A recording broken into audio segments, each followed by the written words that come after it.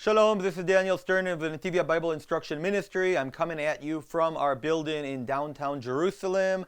And today, obviously, we are going to talk about the ceasefire with Lebanon. So, at 4 a.m. today, a ceasefire went into effect. Well, it's not exactly a ceasefire, but more a 60-day cessation of hostilities. Now, many people, myself included, think that it's not necessarily a good idea. But there's pros and cons, there's lots of stuff to consider. So let's start with what the ceasefire actually is, and then move on to talk about the pros and cons of it.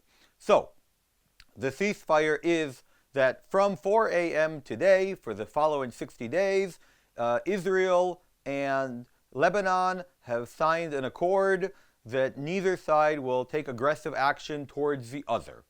And when I say Lebanon, in the ceasefire also included is Hizballah and any armed forces in Lebanon, which on a side note is strange because Hizballah are not signatories on this document, on this ceasefire. But supposedly they have agreed to it and they have a green light from Iran and so on and so forth.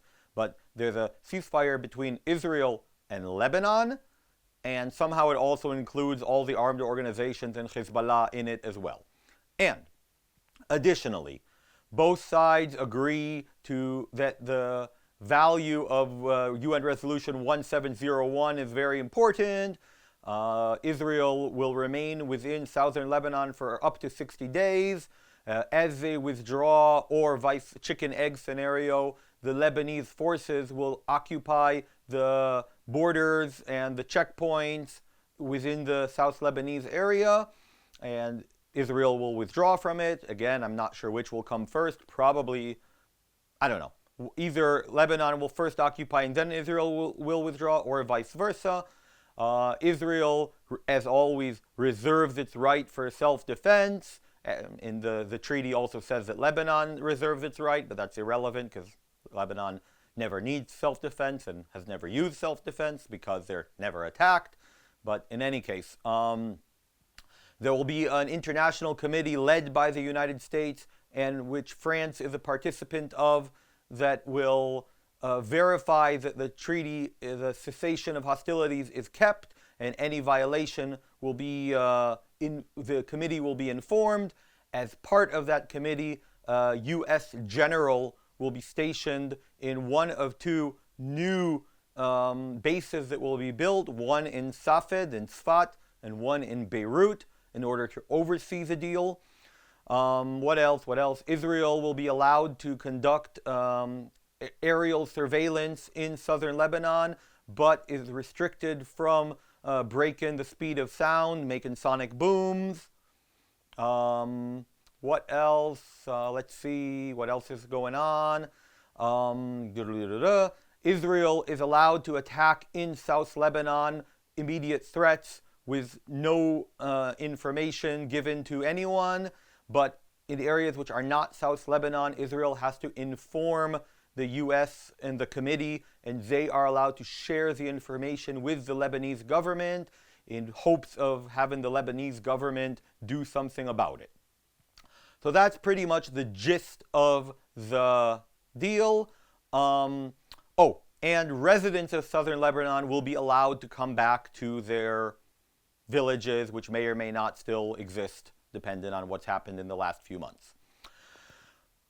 Israel is recommending that residents of northern Israel do not yet return to their homes. That is an indication that this cessation of hostilities is not meant to be a long-term ceasefire, because it hasn't solved the problem of security for the residents of the north.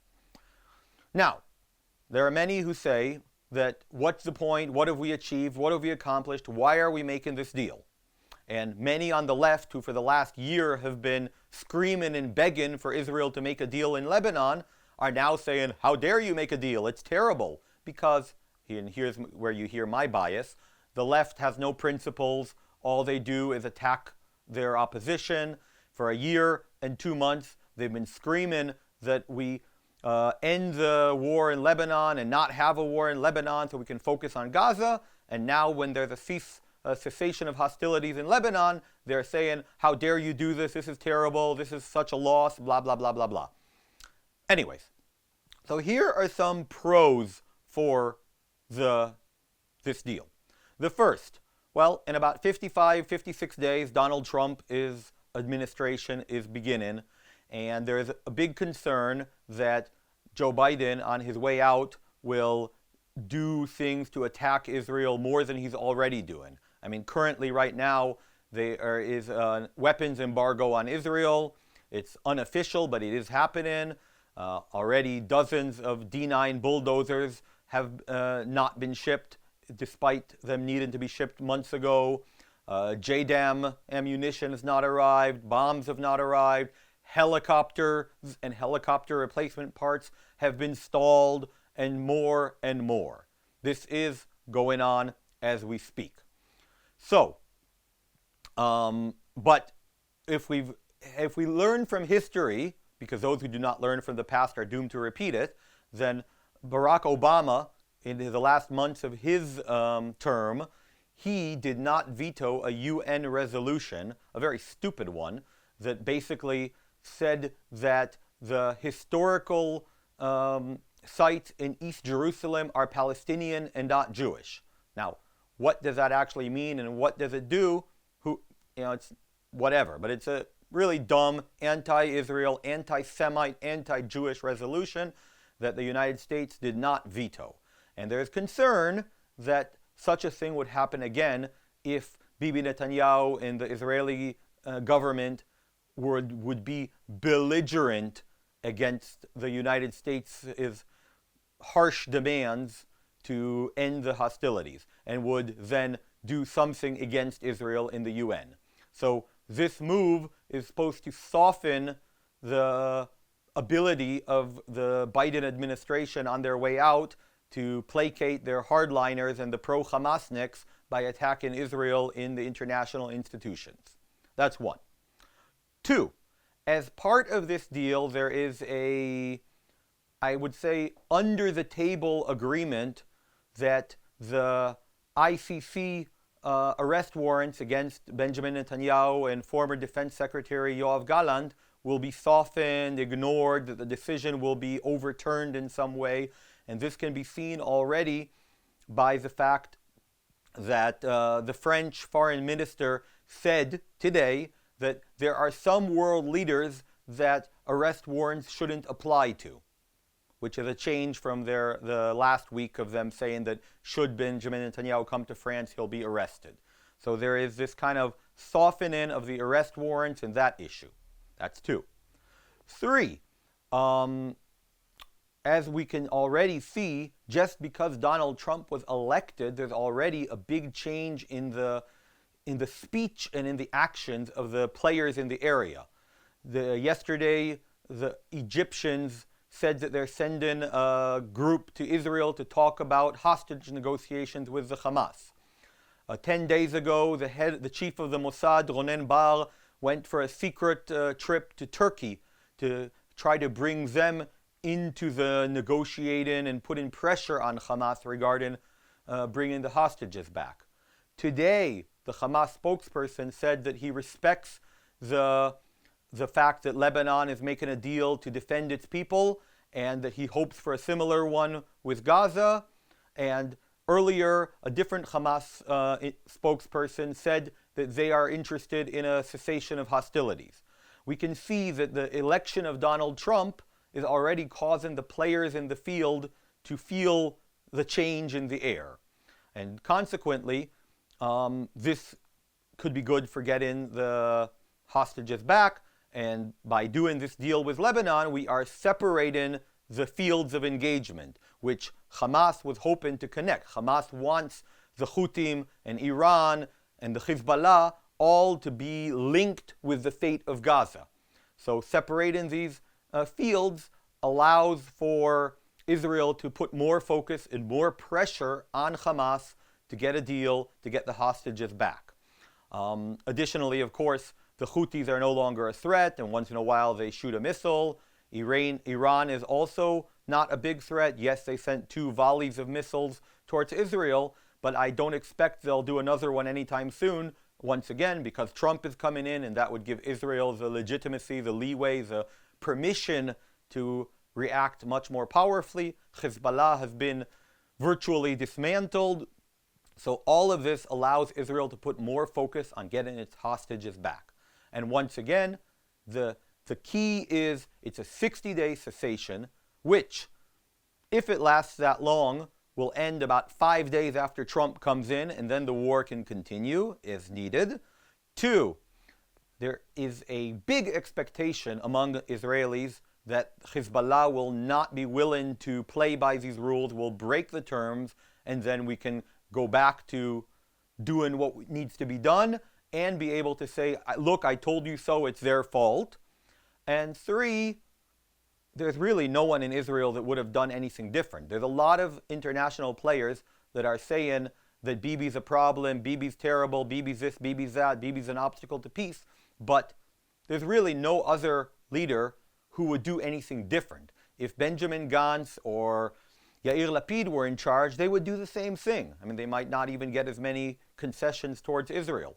You know, it's kind of like, if I have to choose who would be in my corner, someone who agrees with me or someone who disagrees with me, in order to do something unpleasant, I'd rather have someone who agrees with me. So in that regard, I understand that I'm not making a lot of sense, but bear with me.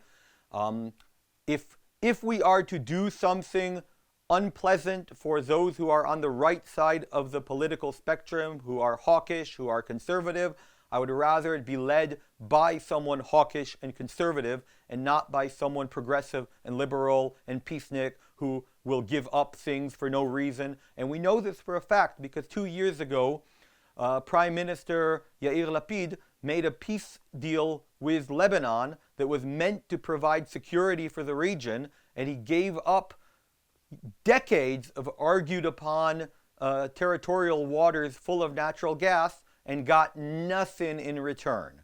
So I would rather have Benjamin Netanyahu in charge when there has to be an agreement made with our enemies, rather than Mr. Lapid, who has proven that he's not very good at that. But in any case, that is the peace, that is the agreement, cessation of violence, that has been signed. It went into effect at 4 a.m. today, and until the residents of the north are instructed to return home, we know that it's temporary. We know that more will happen. And I know, because my children live in Haifa, that the army has made the orders of defense stricter, and their schools have gone into Zoom mode instead of in person because they expect the hostilities not to end. Anyways, that is all for now about this agreement. If you have any thoughts, if you have any comments, if you have any questions, for example, something I said was unclear, or why do I think this, or how would that person think about the agreement, how will it affect Iran, how will it, whatever, please write it in the comments. Let us know what you think. I want to know so that I can respond and make movies about it, teach-ins about it. And of course, please remember, today's Wednesday. We are feeding our poor and needy families that are sent by social services. Our soldiers are still fighting in the north and in the south. Well, a little less in the north now, but they're still there for 60 days, and they're still under threat by Hizballah. And I want you to keep praying for our soldiers, praying for the leadership, and praying for the poor and needy of Jerusalem. God bless you all.